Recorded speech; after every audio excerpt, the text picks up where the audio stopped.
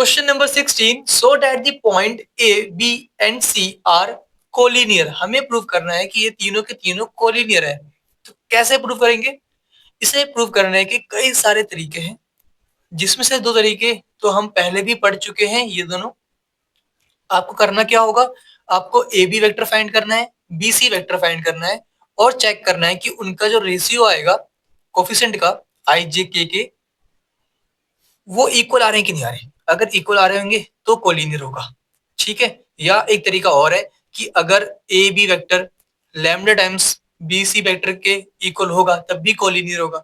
इसके अलावा एक तरीका और है कि आप ए बी वेक्टर की डिस्टेंस निकाल लो, बी सी वेक्टर का डिस्टेंस निकाल लो और ए सी वेक्टर का डिस्टेंस निकाल लो। इन दोनों को जोड़ने के बाद बड़े वाले के बराबर आना चाहिए, मतलब ए बी वेक्टर का डिस्टेंस इसका डिस्टेंस टोटल डिस्टेंस के बराबर आना चाहिए। तो मैं ये वाला तरीका नहीं करने वाला, मैं इनमें से कोई एक कर लेता हूँ, आसान पड़ेगा, ठीक है। मतलब कहने का ये है, सॉल्व करने के कई सारे तरीके हैं, जो आपको अच्छा लगे वो आप कर सकते हो और जो इजी वाला है मैं वो करवा रहा हूँ। पहले ए बी वेक्टर फाइंड कर लो।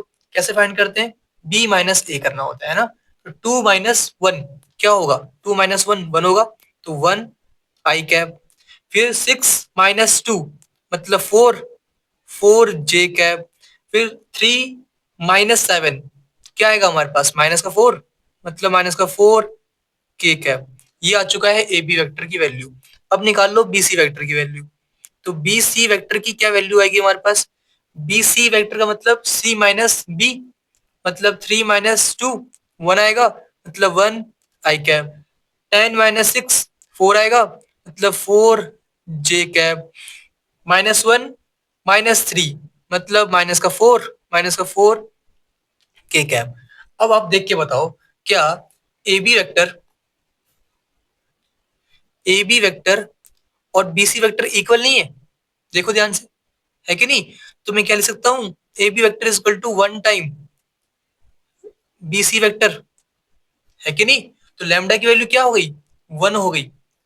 तो मैं लिख दूंगा कि दोनों क्या है, हेंस ए बी, ठीक है, वेक्टर इज कॉलिनियर, ठीक है।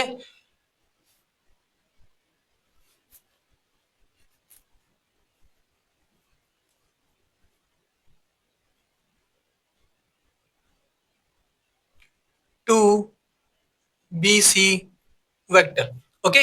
तो इसके बाद ये दोनों वेक्टर क्या हो गए? कॉलिनियर हो गए। मतलब